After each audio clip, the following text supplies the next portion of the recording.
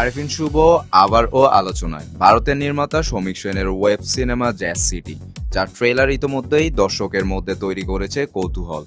কয়েক মাস আগে প্রকাশ পাওয়া ফার্স্ট গ্লিমস এর পর থেকেই এই প্রজেক্ট নিয়েছিল অপেক্ষা। এবার জানা গেছে আগামী 6 ফেব্রুয়ারি বাংলা, হিন্দি ও ইংরেজি এই 3 ভাষায় মুক্তি পাচ্ছে জ্যাজ সিটি।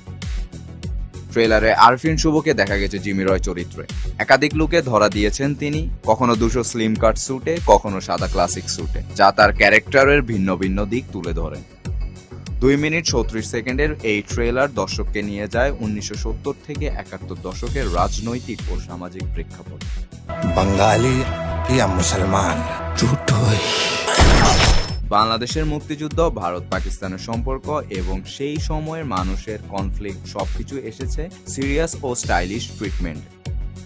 শুভর বিপরীতে অভিনয় করেছেন কলকাতার অভিনেত্রী সৌরসেনী মৈত্র। ট্রেলার দেখে স্পষ্ট গল্পটি চরিত্র কেন্দ্রিক এবং ন্যারেটিভ ড্রিভেন। জ্যাজ সিটির গল্প, চিত্রনাট্য ও পরিচালনায় রয়েছেন সৌমিক সেন। এই ওয়েব সিনেমাটি পশ্চিমবঙ্গে আরফিন শুভর তৃতীয় ওয়েব কন্টেন্ট। সব মিলিয়ে ট্রেলার ইঙ্গিত দিচ্ছে একটি সময় রাজনীতি এবং মানুষের পরিবর্তনের গল্পের। এখন দেখার অপেক্ষা ফুল রিলিজে জ্যাজ সিটি কতটা গভীর ছাপ ফেলতে পারে। শিকড় টিভি, কানাডা।